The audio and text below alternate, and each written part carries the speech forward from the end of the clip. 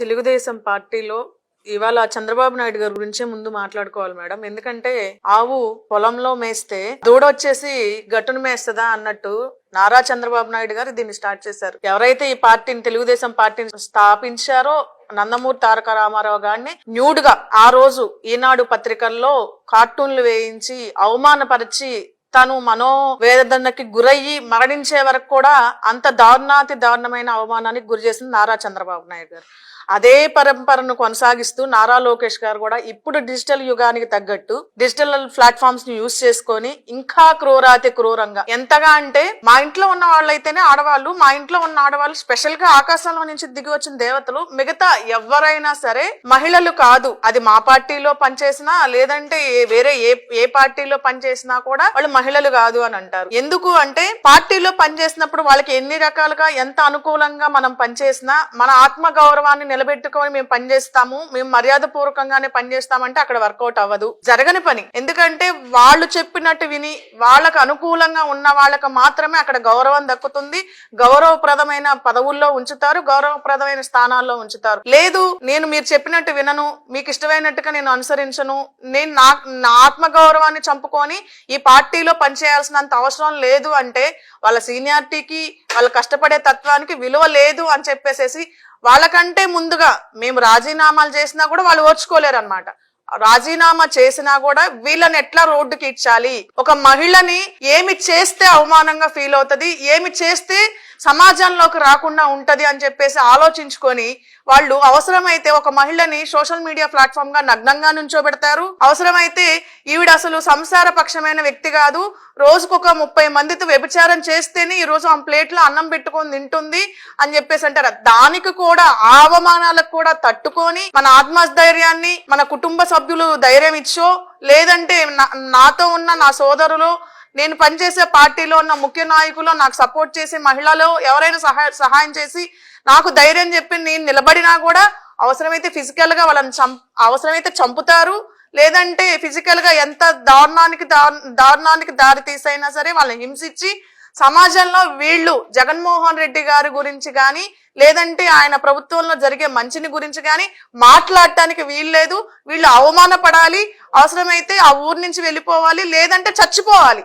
వాళ్ళు చెప్పే judgement చచ్చిపోవాలనేది conclusion కింద వాళ్ళు మనల్ని జడ్జ్ చేస్తూ ఉంటారు. కానీ ఇవాళ నాలాంటి మహిళలు, నా కుటుంబం సపోర్ట్ ఉందో, నా చుట్టూ ఉన్న నా పార్టీ సపోర్ట్ ఉందో, నాలాంటి వాళ్ళు కొంతమంది రాజకీయ పరంలో ఉన్న వాళ్ళందరూ నిలబడగలిగారు. కానీ గీతాంజలి లాంటి ఒక బీసీ సామాన్య కుటుంబానికి సంబంధించిన మహిళ తను తట్టుకోలేని పరిస్థితికి వచ్చిందంటే ఆమె చేసిన తప్పు ఏమీ లేదండి.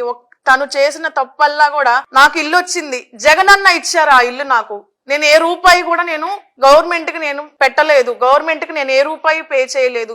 ఇంకా ఎదురు నాకు గవర్నమెంటే మా మావగారికి పెన్షన్ ఇస్తుంది, నా బిడ్డలకి అమ్మ ఒడి ఇస్తుందన్న ఒకే ఒక్క మాట, తన సంతోషాన్ని ప్రపంచానికి వ్యక్తం చేయకూడదు అని తెలియని వ్యక్తిగా చాలా అమాయకంగా తన సంతోషాన్ని చాలా అంటే ఆ అమ్మాయి మాట్లాడే విధానంలో తను ఎంత మంచి వ్యక్తి అనేది ఈరోజు రాష్ట్రం కానీ లేదంటే చూస్తున్న ప్రతి ఒక్కళ్ళు కూడా విస్మయం ఉందేలాగా ఈమె మరణాన్ని జుబుక్సాకరంగా తెలుగుదేశం జనసేన పార్టీ వాళ్ళు ఇవాళ ఒక సంసార పక్షంగా ఉండే అమ్మాయిని రోడ్డుకి ఇచ్చి తనని హరించి ఒక రకంగా నారా చంద్రబాబు నాయుడు గారు ఆంధ్రప్రదేశ్ రాష్ట్రాన్ని నవ్యాంధ్రప్రదేశ్ రాష్ట్రంగా చేస్తానని చెప్పి వచ్చారు కానీ రాష్ట్రంలోకి.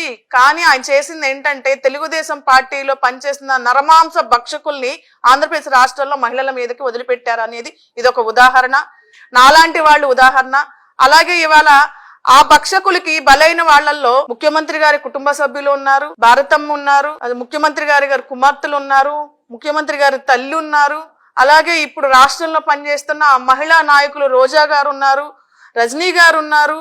ఇంకా చెప్పాలంటే ఎంతో మంది తెలుగుదేశం పార్టీలు ఈ పార్టీలో మేము భరించలేము, మేము మనుగడ కొనసాగించలేమని చెప్పి బయటకు వెళ్ళిన దివ్యవాణి గారు అవ్వచ్చు, కవిత గారు అవ్వచ్చు, లేదంటే ఇంకా జయప్రద గారు అవ్వచ్చు, ఇలాంటి వాళ్ళందరూ కూడా పనిచేసే వరకు దేవతలు, పనిచేసే వరకు వాళ్ళ ఫైర్ బ్రాండ్ లో అవుతారు తెలుగుదేశం పార్టీలు. ఆఫ్టర్ వాళ్ళు ఎప్పుడైతే తెలుగుదేశం పార్టీలో మా మనుగడ మేము ఇక్కడ కొనసాగించలేము, వీళ్ళ వ్యవహార శైలిని మేము సమర్థించలేము, మా వల్ల కాదు అని చెప్పేసి బయటకు వచ్చినప్పుడు మాకు ఇలాంటి అవమానాలే మిగులుతాయి తప్ప, లేదంటే మరణమే వాళ్ళు మాకిచ్చే బహుమానం. ఆ మరణాన్ని కూడా మేము జయించి మేము సమాజంలో మాలాగా వేరే వాళ్ళు బలవుకోకుండా వాళ్ళు కొంచెం మెలకుగా ముందుకు రావాలి. సమాజంలో ఎప్పుడైతే గాంధీ గారు చెప్పిన స్వరాజ్యం, ఆడవాళ్ళు అర్ధరాత్రి నడి రోడ్డున నడవగలిగిన రోజు నిజమైన స్వతంత్రం వచ్చింది అనే దానికి మాలాంటి వాళ్ళు ఇవన్నీ తట్టుకొని నిలబడాలి, మేము ఓటమి పాలు అవ్వకూడదు అన్న ఉద్దేశంతో కేవలం సజ్జల భార్గవరెడ్డి అన్న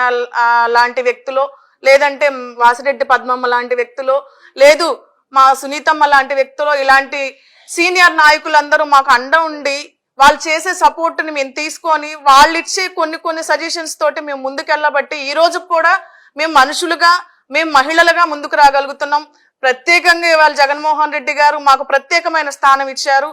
అందులో బీసీలకు ఎక్కువ ప్రాధాన్యత ఇచ్చారు కాబట్టి ఈ సంఘంలో మేము గౌరవంగా మనుషులుగా తిరగగలుగుతున్నాం. అలాగే ఈ రోజున ఎన్టీఆర్ ఇక్కడ ముఖ్యమైన విలన్ ఎవరు అంటే నారా లోకేష్ గారు అండి. ఇవాళ నారా లోకేష్ గారు ఆధ్వర్యంలో ఐటీడీపీ సోషల్ మీడియాని మానస పుత్రికగా స్వీకరించి ఆయన ముందుకు నడుపుతున్న విధానం, వైజాగ్, బెంగళూరు, హైదరాబాద్ లాంటి ప్రాంతాల్లో జీతాలు ఇచ్చి మరి ఒక్కొక్క మనిషికి 25,000 నుంచి 40,000 రూపాయలు జీతాలు ఇచ్చి మరి ఇలా మహిళల మీద మీరు దారుణాతి దారుణంగా, అసభ్యకరంగా, జుగుప్సాకరంగా మీరు వాళ్ళ మీద దాడులు చెయ్యండి. గుంపులుగా ఒక్కసారే మూకుమ్ముడు దాడులుగా కామెంట్స్ లో అవ్వచ్చు, లేదంటే వాళ్ళను మార్ఫింగ్ చేసే విషయంలో అవ్వచ్చు, ఒక్కసారిగా వాళ్ళ మీద దాడి చేసి వాళ్ళు సోషల్ మీడియా ప్లాట్ఫామ్ అనేది అసలు వాళ్ళు క్లోజ్ చేసుకొని వెళ్ళిపోవాలి. ఎవ్వరు కూడా జగన్మోహన్ రెడ్డి గారు చేసే మంచిని బయటికి తీసుకురావద్దన్న ఉద్దేశంతోనే ఇలాంటి వాటికి పాల్పడుతున్నారు.